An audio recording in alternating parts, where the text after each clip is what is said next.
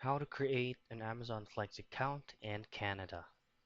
First things first is you have to decide if you're going to be using from your phone or directly to apply using your laptop or PC.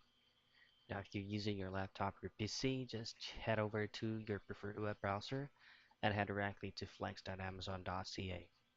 Now, once you're here, you'll now then be asked that you also need to download the application from your phone if you have successfully registered to an account. So this is what you're going to be doing once you have successfully registered. So you will be reserving a block, make deliveries, get paid, enjoy life, repeat. So what you want to do if you have downloaded this is just choose on your current country or region that is going to be available on these informations right here. Now after that, you just have to set up a couple of things first so that you can successfully register an account.